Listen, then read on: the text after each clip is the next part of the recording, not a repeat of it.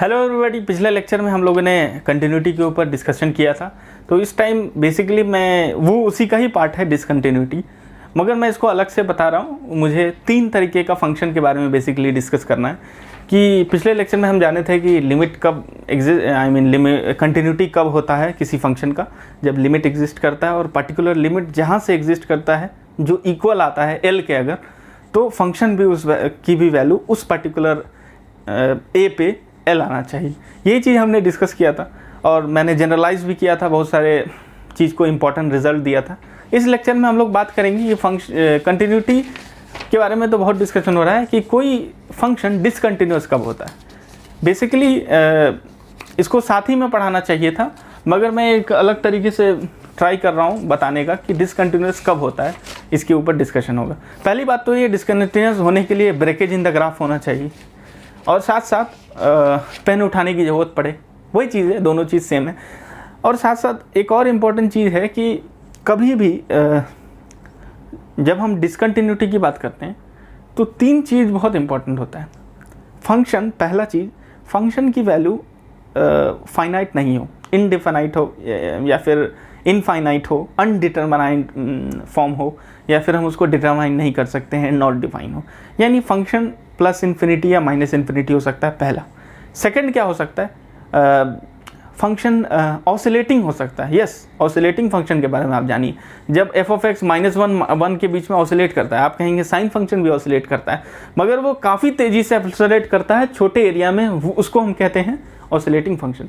Sine function की बात नहीं हो रही है। बेसिकली साइन फंक्शन में ही हम कुछ ऐसी वैल्यू डालेंगे जिससे वो ऑसिलेटिंग फंक्शन के जैसा बिहेव करेगा, कि कम ही छोटे से इंटरवल में बहुत ज़्यादा बार वो -1 + 1 करेगा। तो हम ऐसा कुछ वैल्यू डाल के देखेंगे। तो ये 3 तरीके से हम देखेंगे। पहली बात तो ये कि अगर ये आप ग्राफ देख पा रहे हैं तो बेसिकली इस ग्राफ के अंदर में आपको एक क्या दिख रहा है, एक ऐसा पॉइंट दिख रहा है जहाँ पे होल है। तो उस पर्टिकुलर पॉइंट पे आप लिमिट तो एग्जिस्ट करा सकते हैं, पहले भी हम इसमें बात कर सकते हैं, किए हुए हैं। बट क्या होगी, there is a breakage, exactly x = a पे क्या होगा, कंटिन्यूटी नहीं रहेगी, या फिर कह सकते हैं एग्जैक्टली x = a पे फंक्शन की वैल्यू डिफाइन नहीं होगी। तो बेसिकली क्या है, x = a पे क्या है, ये कह सकते हैं कि डिसकंटिन्यूअस है फंक्शन। तो बेसिकली डिसकंटिन्यूअस का डेफिनेशन क्या होता है, तो आप कहेंगे जो कंटिन्यूअस का डेफिनेशन नहीं होता है वो डिसकंटिन्यूटी का डेफिनेशन होता है। बट इसमें क्या है कि बहुत सारे केसेस हो सकते हैं जिसके ऊपर डिस्कशन नहीं किया जाता है, तो मैं उसके ऊपर थोड़ा सा अच्छे से डिस्कस करना चाहता हूँ, बाय डेफिनेशन भी और ऐसे भी।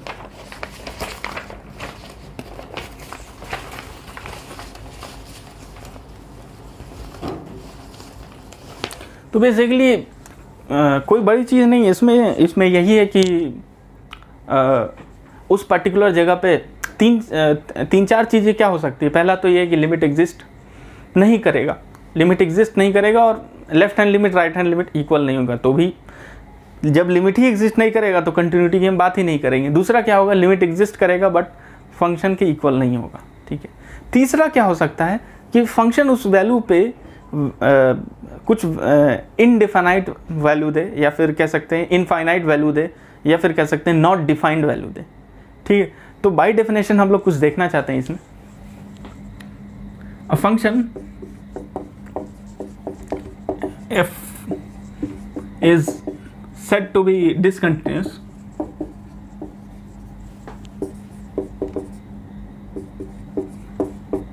at x = a if number 1, पहला तो ये होगा कि left hand limit right hand limit equal नहीं होगा।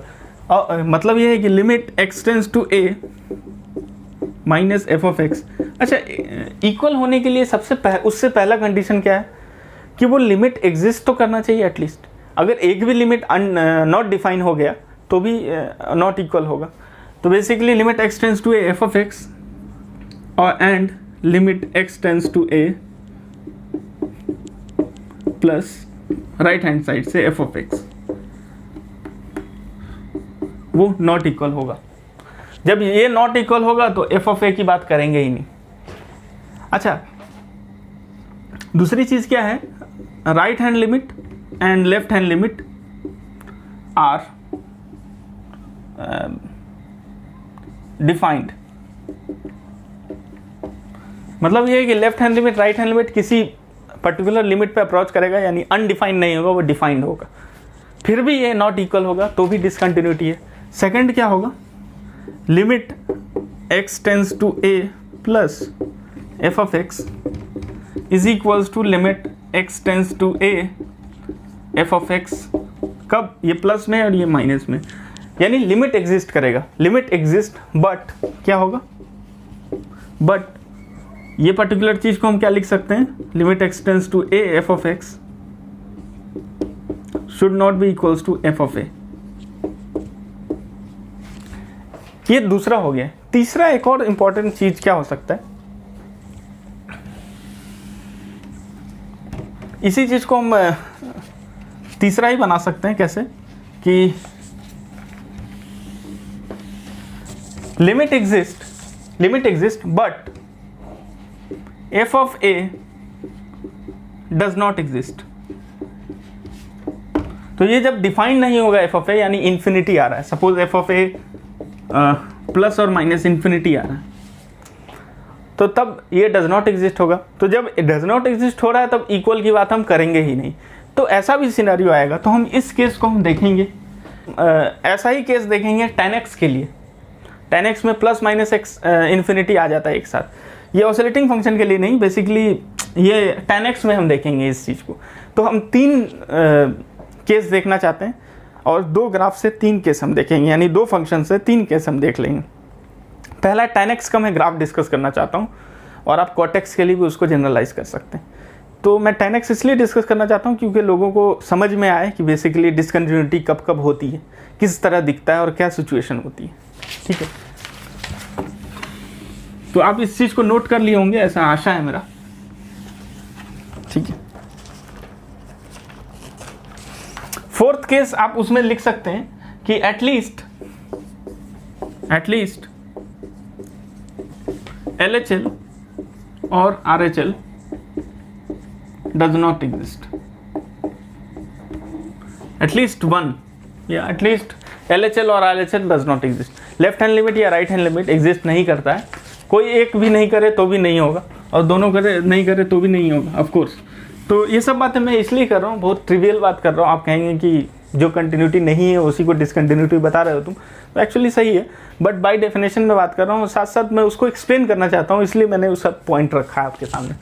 ठीक है, तो सबसे पहले y is equals to tan x का ग्राफ हम डिस्कस करना चाहते हैं। y is equals to tan x। ठीक है, तो ये दिखता कैसा है, मैंने इसके ऊपर y is equals to tan x के ऊपर काफ़ी लंबा लेक्चर दिया है उसमें, आप देख सकते हैं प्लेलिस्ट में, मैथमेटिक्स फॉर फिजिक्स। मेरे प्लेलिस्ट का डिस्क्रिप्शन आप डिस्क्रिप्शन बॉक्स में है लिंक उसका। तो बेसिकली जब हम बात कर रहे हैं, यहाँ पे 0 है अगर, और यहाँ पे π/2 है, ठीक है, यहाँ पे पाई है और यहाँ पे क्या है, -π/2, और यहाँ पे क्या है, -π। तो अपने को पता है कि tan x का कैसा होता है, इस तरीके का होता है ग्राफ, इस तरीके का ग्राफ होता है। ठीक है, तो बेसिकली ये कहाँ जा रहा है, इन्फिनिटी को जा रहा है, ये कहाँ जा रहा है, माइनस इन्फिनिटी को जा रहा है, ये कहाँ जा रहा है, इन्फिनिटी को, this minus infinity, minus infinity infinity. ठीक है, ये अप्रोच कर रहा है।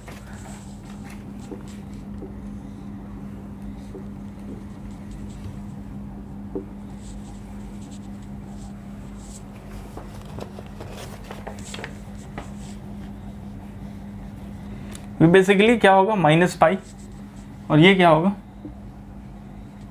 -π, यानी +π, और ये क्या होगा, यहाँ पे इस पॉइंट पे होगा -3/2π, और यहाँ पे क्या होगा, +3/2π। तो ये बेसिकली अपने पास आ गया और फंक्शन इस तरीके का दिखता है। तो यानी एक बात है कि y -∞ टू इन्फिनिटी जा रहा है,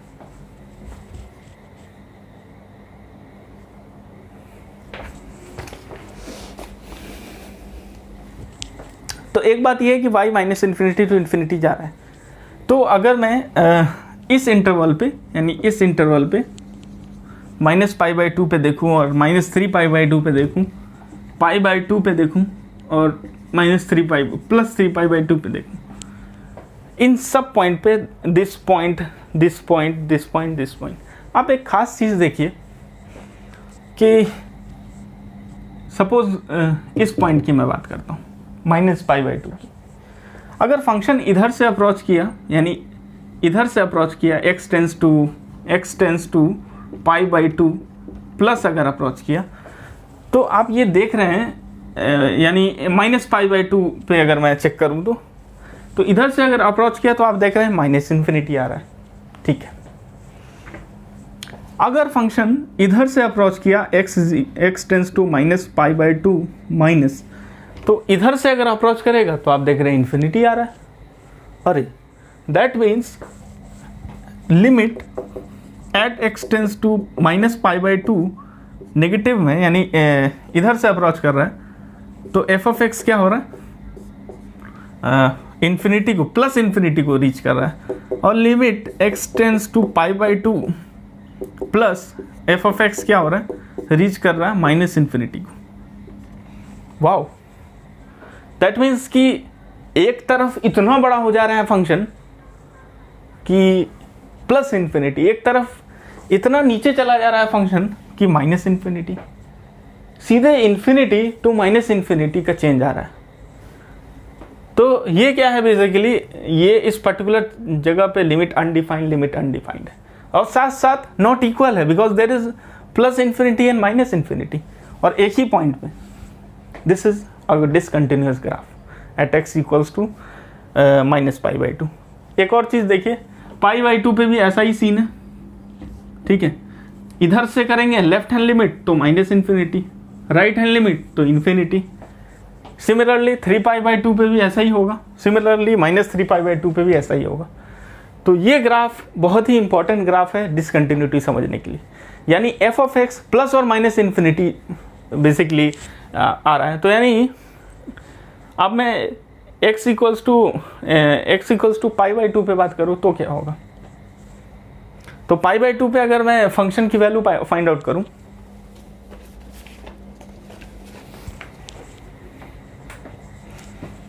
तो आपको पता है कि π/2 पे क्या होता है, इनडिफिनाइट हो जाता है, यानी f(π/2) फॉर tan x क्या हो जाता है, इन्फिनिटी, अनडिफाइन हो जाता है। तो ये बेसिकली आप यहाँ पर से देख सकते हैं कि किस तरीके से का ग्राफ है, यानी इधर से अप्रोच करें और इधर से अप्रोच करें तो कितना ज़्यादा डिफरेंस आ रहा है यहाँ में। This is a discontinuous graph, और साथ साथ क्या है, पेन लिफ्टिंग भी है ही, और कितना डिस्टेंस है इन दोनों ग्राफ में, कंटिन्यूअस नहीं है, मतलब कंटिन्यूटी नहीं है बिल्कुल भी, देख के भी लग रहा है आपको, यानी हर एक क्वाड्रेंट में अपना अपना अलग सिचुएशन बना लिया, इन्होंने अपना अपना घर बना लिया हर एक क्वाड्रेंट में।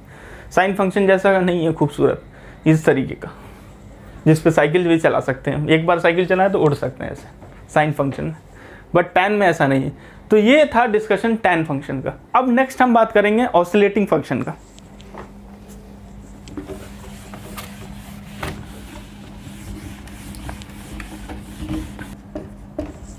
ऑसिलेटिंग फंक्शन यानी कि माइनस और प्लस के बीच में वो फंक्शन ऑसिलेट करता है, तो कोई प्रॉब्लम नहीं, साइन एक्स भी माइनस और प्लस के बीच में ऑसिलेट करता है, बट यहाँ पे ना कुछ ज़्यादा ही अलग बिहेवियर रहता है, काफ़ी स्ट्रेंज बिहेवियर शो करता है ग्राफ, स्ट्रेंज बिहेवियर शो करता है, और काफ़ी अननोन ग्राफ जैसा लगता है। मतलब आपको देख के लगेगा नहीं कि आप उस ग्राफ को कहीं जाने पहचाने हैं या किसी ग्राफ से मैच कर रहा है, उसका बिहेवियर काफ़ी क्या हो जाता है, स्ट्रेंज बिहेवियर कह सकते हैं, स्ट्रेंज बिहेवियर, भूत जैसा स्ट्रेंज बिहेवियर।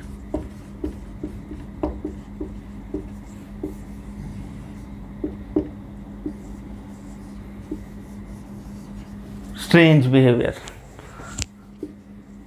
ठीक है, बहुत बुरी डायग्राम, इसलिए आप डरे नहीं। अगर बुरा नहीं होता डायग्राम तो अभी तक आप डर जाए, अच्छा होता डायग्राम तो डर जाते हैं। स्ट्रेंज बिहेवियर में सबसे बढ़िया बात मैं कहूँगा y is equals to sine, अब आप बोल रहे हैं साइन एक्स पे आ गए सर आप, बट मैं कहूँगा साइन मैं आगे कुछ लिखने वाला हूँ, क्या ऐसा कुछ लिख दूँ जिससे माहौल ख़राब हो जाए। साइन एक्स लिखूँ तो बहुत ही खूबसूरत फंक्शन है साइन एक्स और कॉस एक्स। साइन एक्स और कॉस एक्स के जितना अच्छा कोई फंक्शन नहीं है इनफैक्ट। तो साइन एक्स 1/x, अरे अब दिक्कत हो गया। x इतना तो समझ में आ गया, x0 पे साइन इन्फिनिटी हो जाएगा, ठीक है। तो बेसिकली y की जगह मैं f(x) लिख देता हूँ। y और f(x) सेम ही चीज़ है, ताकि आप और अच्छे से समझ पाएँ। तो मैं कह रहा हूँ कि अब मैं देखता हूँ कि इसका ग्राफ कैसा होगा। पहले ग्राफ से पहले हम ये चीज़ देखते हैं कि अगर x 0 को टेंड करेगा, ठीक है, तो साइन क्या होगा, इन्फिनिटी को टेंड कर, साइन इन्फिनिटी हो जाएगा। दूसरी बात ये है कि x 0 को टेंड कर रहा है वो ठीक है, बट एक और चीज़ क्या हो जाता है साइन के अंदर में, क्योंकि साइन एक इवन फंक्शन नहीं है। साइन एक इवन फंक्शन नहीं है, मतलब sine f of minus x is not equals to f of x। तो साइन का क्या बिहेवियर रहता है, बेसिकली कैसा रहता है कि अगर f of माइनस एक्स डाल दो तो साइन अगर इस तरीके का रहता है, minus sine x is equals to minus of sine x, ठीक है। तो अगर x पॉजिटिव और नेगेटिव दोनों हो, यानी x एक रियल नंबर है, x एक रियल नंबर है r, तो x प्लस भी हो सकता है माइनस भी हो सकता है। तो x अगर नेगेटिव हो तो किस तरीके का रहेगा, माइनस ऑफ साइन इन्फिनिटी, ठीक है। तो बेसिकली प्लस और माइनस दोनों हो सकता है। x टेंडिंग टू 0 पे क्या होगा, हम basically sine of plus infinity और माइनस इन्फिनिटी दोनों हो सकता है, ठीक है, क्योंकि जब ये अनडिफाइन होगा तो प्लस और माइनस भी होगा और साथ साथ साइन एक ऑड फंक्शन है। तो sine plus infinity minus infinity किस चीज़ को जन्म देगा, तो एक बात आप जान लीजिए कि साइन एक्स का ग्राफ कुछ ऐसा होता है,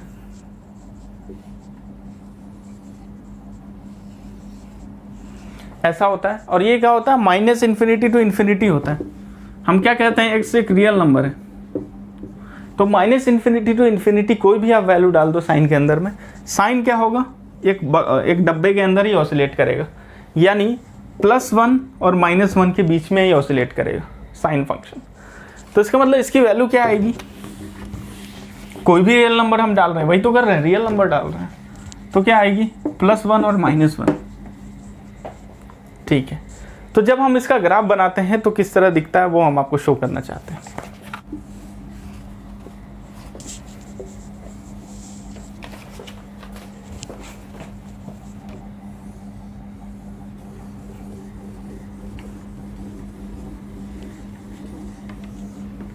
ये बिहेवियर शो करता है इस तरीके का।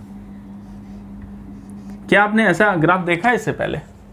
और ये क्या है, विद इन, ये थोड़ा सा ऊपर नीचे बन गया, बट ये क्या है, +1 और ये क्या है, -1। तो क्या हो रहा है, इस पर्टिकुलर डिस्टेंस पे, इसकी बात कर रहा हूँ, सपोज t ले लेता हूँ इसको, इस t पे कितनी बार ऑसिलेट कर रहा है, इतनी बार में तो साइन कहाँ से कहाँ चला जाएगा, यानी 16 पाई 17 पाई तक चला जाएगा इतने में। बट छोटे डिस्टेंस में ऑसिलेशंस बढ़ गया है, ऑसिलेशंस इसका बढ़ गया है, ठीक है, ठीक है। तो इसका ऑसिलेशन काफ़ी ज़्यादा बढ़ गया है छोटे से डिस्टेंस में। और क्या आ रहा है आंसर, +1 और -1। सो इसका क्या आएगा, इसका इंपॉर्टेंट क्या लिख सकते हैं, फंक्शन f, आप लिखेंगे function f oscillates between +1 and -1। Function क्या होगा, +1 और -1 के बीच में ऑसिलेशन शुरू कर देगा, छोटे डिस्टेंस में खूब सारा ऑसिलेशन देगा, जो कि एक स्ट्रेंज बिहेवियर को शो करता है। And this is a discontinuous function, this is not a continuous function.